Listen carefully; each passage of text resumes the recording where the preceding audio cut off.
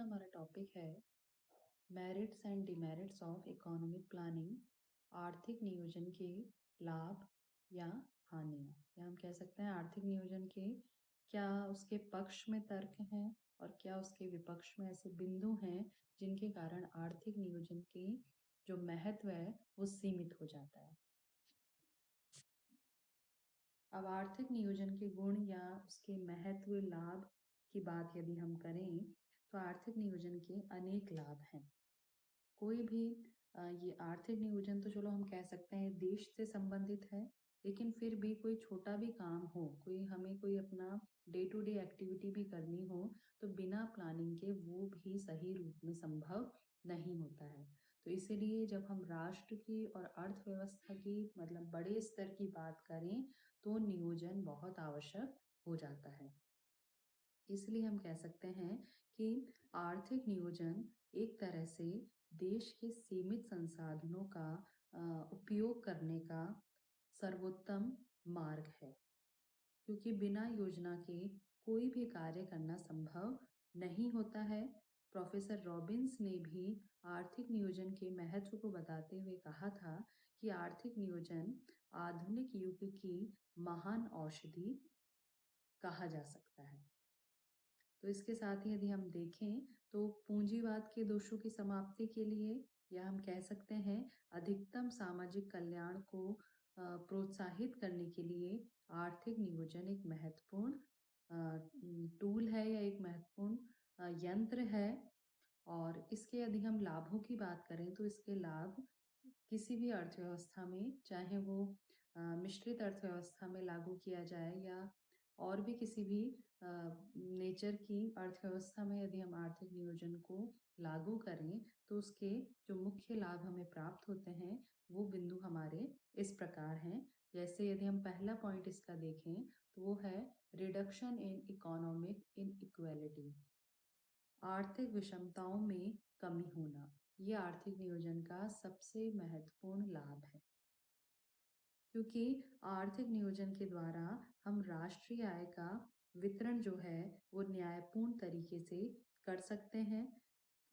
आर्थिक नियोजन में क्या होता है कि जो भी देश के संसाधन हैं, चाहे वो इकोनॉमिक हैं या ह्यूमन रिसोर्सेज हैं, उनका उपयोग हम सही तरीके से या जहां उनकी ज़रूरत है या जहां उसकी प्रमुख आवश्यकता है उसके अनुसार उसका उपयोग हम करते हैं। तो यदि हम बात करें तो जो टैक्स लगाया जाता है या धनी व्यक्तियों पर जो टैक्स लगाया जाता है, विभिन्न प्रकार के टैक्स लगाकर उनसे जो आय सरकार को होती है या राष्ट्र को होती है, तो उस आय का सही यूटिलाइजेशन हम निर्धन व्यक्तियों के जैसे सामाजिक कल्याण के या सामाजिक सुरक्षा के कार्यक्रम बनाकर कर सकते हैं। और इसको करने में आर्थिक नियोजन बहुत ही सहायक होता है। दूसरा हमारा जो लाभ है वो है रैपिड इकोनॉमिक डेवलपमेंट, तीव्र आर्थिक विकास। किसी भी राष्ट्र का उद्देश्य जो होता है वो यही होता है कि उसके यहाँ पर आर्थिक विकास निरंतर होता रहे और उसकी गति भी तीव्र रहे। ठीक है, जैसे विकासशील देशों का तो मुख्य कोई भी योजना हो या कोई भी हम कार्यक्रम बनाएं, उसका उद्देश्य में मुख्यतः यही होता है डेवलपिंग कंट्रीज का इकोनॉमिक डेवलपमेंट, आर्थिक विकास करना। और यदि हम विकसित देशों की बात करें जो कि आर्थिक विकास को काफी अचीव कर चुके हैं, तो उनका उद्देश्य होता है उस लेवल को बनाए रखना। ठीक है, तो किसी न किसी रूप में आर्थिक विकास हर देश का या हर अर्थव्यवस्था का उद्देश्य होता है। और आर्थिक विकास को बढ़ावा देने में इकोनॉमिक प्लानिंग बहुत सहायता करता है, क्योंकि जो राष्ट्र हैं सभी राष्ट्रों के पास मानवीय और भौतिक संसाधन या अन्य कोई भी प्रकार का संसाधन हो, वो उनकी आवश्यकता के अनुसार या उनकी हम कह सकते हैं उनकी जो प्राथमिकताएं हैं उनके अनुसार सीमित ही होता है। और यदि विकासशील देशों की बात की जाए तो वहां तो तकनीकी ज्ञान भी इतना ज्यादा डेवलप नहीं होता है। तो आर्थिक नियोजन के द्वारा ही हम सीमित संसाधनों का सर्वोत्तम उपयोग कर सकते हैं और तीव्र आर्थिक विकास को बढ़ावा दे सकते हैं। इसके बाद हमारा आता है बैलेंस्ड रीजनल डेवलपमेंट, संतुलित क्षेत्रीय विकास।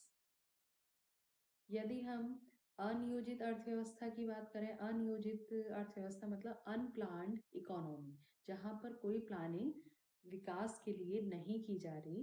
तो यदि अनियोजित अर्थव्यवस्था की बात करें, वहाँ तो किसी प्रकार की कोई प्लानिंग सरकार द्वारा नहीं की जा रही, तो वहाँ पर जो भी संसाधन उपलब्ध हैं उनका प्रयोग या उनका यूटिलाइजेशन फ्री मार्केट मैकेनिज्म, स्वतंत्र बाजार प्रक्रिया के द्वारा होता है।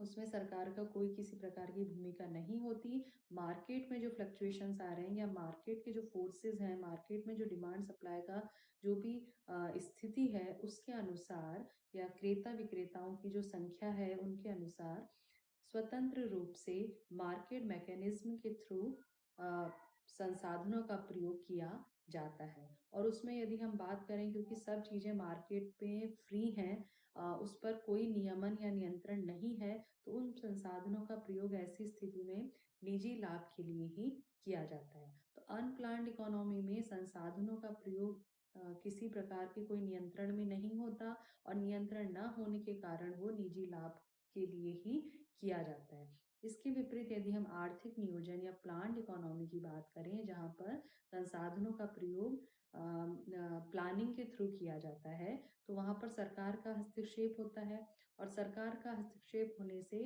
संसाधनों का प्रयोग रीजनल, मतलब हम कह सकते हैं बैलेंस्ड डेवलपमेंट के लिए किया जाता है। मतलब ऐसा नहीं कि निजी लाभ के लिए जो क्षेत्र डेवलप है हम उसी में और संसाधन आगे से आगे लगाते जाएं, ऐसा नहीं किया जाता। नियोजित अर्थव्यवस्था में या जहाँ पर आर्थिक नियोजन को अपनाया जा रहा है, वहाँ पर सरकार द्वारा इस प्रकार की नीति बनाई जाती है, इस प्रकार की प्लानिंग की जाती है, विभिन्न क्षेत्रों के लिए इस प्रकार का नियोजन किया जाता है कि सभी क्षेत्रों का या देश के सभी क्षेत्रों का, साथ साथ अर्थव्यवस्था के विभिन्न क्षेत्रों का, चाहे कृषि है, उद्योग है, सेवा क्षेत्र है, सभी का संतुलित और तीव्र विकास हो सके। तो आर्थिक नियोजन का भी ये एक महत्वपूर्ण लाभ हमें प्राप्त होता है। इसके बाद है सॉल्यूशन ऑफ अनएम्प्लॉयमेंट, बेरोजगारी की समस्या का समाधान। आर्थिक नियोजन रोजगार उत्पन्न करने में भी सहायक होता है, क्योंकि पूंजी के अभाव में जो विकासशील या अल्प विकसित राष्ट्र हैं, वो बेरोजगारी की समस्या से सर्वदा जूझते रहते हैं। क्योंकि पूंजी का अभाव नहीं है तो प्रोडक्शन भी पॉसिबल नहीं हो पाता, प्रोडक्शन नहीं होता तो रोजगार के अवसर कम बने रहते हैं। इसके विपरीत यदि हम आर्थिक नियोजन की बात करें, तो आर्थिक नियोजन होने से एक प्लान्ड वे में, एक नियोजित तरीके से अर्थव्यवस्था में उत्पादन को गति मिलती है। उत्पादन को गति मिलने से रोजगार को बढ़ावा मिलता है, रोजगार बढ़ने से प्रति व्यक्ति आय बढ़ती है और जनता के जीवन स्तर में सुधार के साथ साथ रोजगार की समस्या जो बनी हुई है विकासशील देशों में, वो भी धीरे धीरे सॉल्व होने लगती है। तो इस प्रकार आर्थिक नियोजन में, क्योंकि हम प्लानिंग के थ्रू काम करते हैं और 5 साल के लिए, जैसे इंडिया की बात करें तो पहले जो प्लानिंग की जाती थी वो 5 इयर्स की जाती थी। तो एक लंबी 5 साल एक अच्छा पीरियड होता है, लंबा पीरियड होता है। तो उसके लिए जो हमने योजनाएं बनाई हैं, उससे लॉन्ग टर्म के लिए और शॉर्ट टर्म दोनों टर्म के लिए रोजगार के नवीन अवसर उत्पन्न होते हैं। इसके बाद है हमारा इंक्रीज इन लिविंग स्टैंडर्ड, जनता के जो जीवन स्तर है उसमें वृद्धि। अभी हमने पढ़ा कि आर्थिक नियोजन के द्वारा सरकार जो है रोजगार की समस्या या बेरोजगारी जो प्रॉब्लम है उसको सॉल्व करती है। और तो जब रोजगार उत्पन्न होंगे तो जनता की आय बढ़ेगी, जनता की आय बढ़ेगी तो वो अपनी जो मूलभूत सुविधाएं हैं, जैसे उनके आवास की सुविधा या शिक्षा, चिकित्सा, मनोरंजन आदि की जो भी जीवन स्तर को बनाए रखने और उसको बढ़ाने दोनों के लिए जरूरी है, वो उनको रोजगार के द्वारा ही उपलब्ध हो सकती है। तो इस प्रकार आर्थिक नियोजन रोजगार जो है उसको बढ़ाता है। रोजगार बढ़ने से जनता अपनी मूलभूत आवश्यकताओं के साथ साथ लग्जीरियस जो उनकी नीड्स हैं उनको भी धीरे धीरे कंप्लीट कर सकती है और अपने जीवन स्तर को आगे बढ़ा सकती है।